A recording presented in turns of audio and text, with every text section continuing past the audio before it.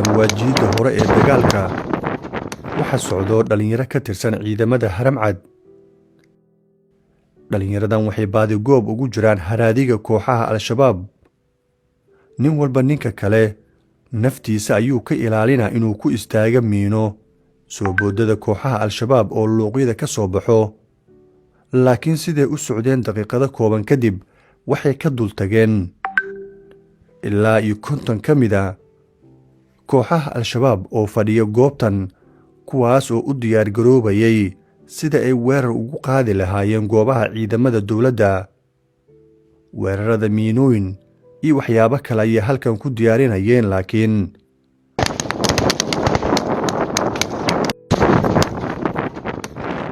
waxa ka dhacay halkan dagaalkii ugu adkaa ee dhexmaro Haramcad iyo kooxaha Al-Shabaab kadib markii si kafool ah liskaga hor imaaday.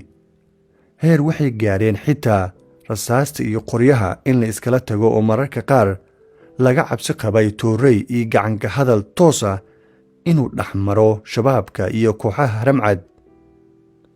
Halkan ciidamada dowladda, gaar ahaan sargaalkii Xabiib Salaad uu hogaaminayay, waxay ku dileen in ka badan 19 qof oo ka mid ah kooxaha xagjiriinta.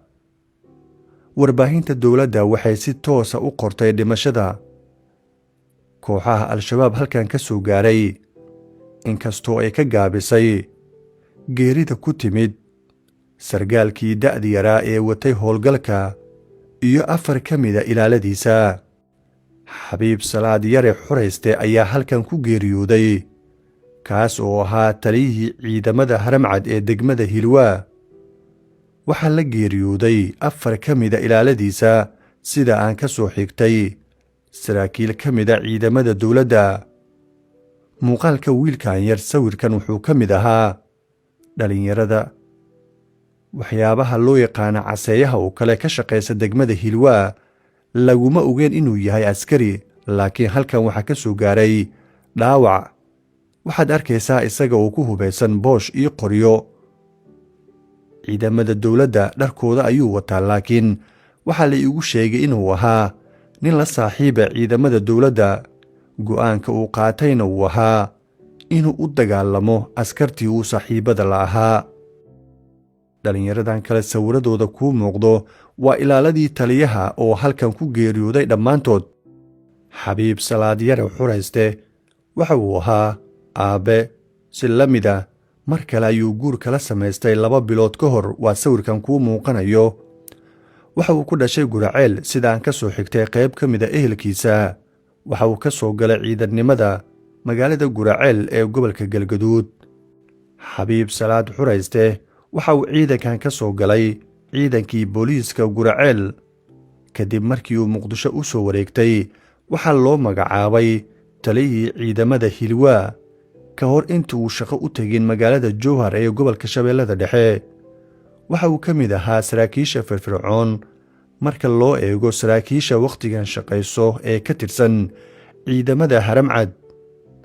booliiska gaarka ee Haramcad markan waxa ka go'an la dagaalanka kooxaha Al-Shabaab, iyaga oo markaa kula dagaalamayo qaybo ka baxsan gobolka Banaadir. muuqaalkan waa taliyihii hore ee ciidamada booliiska Farxaan. dhankiisa bidix waxaa ka muuqanaya sargaal Xabiib oo isna markaan howsha qayb ka wado intii uu noolaa Farxaan. waa mid ka mid ah saraakiishii ugu dhowaa taliyihii hore ee ciidanka booliiska, waana taliyihii 3aad oo ka tirsan ciidamada Haramcad oo 2 toddobaad gudahooda ku geeriyoodo dagaalka lagula jira Al-Shabaab. Farxaan kadib taliye aadan ayaa ku geeriyooday magaalada Beledweyne. Xabiib oo isna ahaa saaxiibkii 3aad ayaa ka mid ah dhalinyaradii maanta ku geeriyootay weerarkii Basro oo ay ciidamada dowladda iyagu ay ku qaadeen kooxaha Al-Shabaab.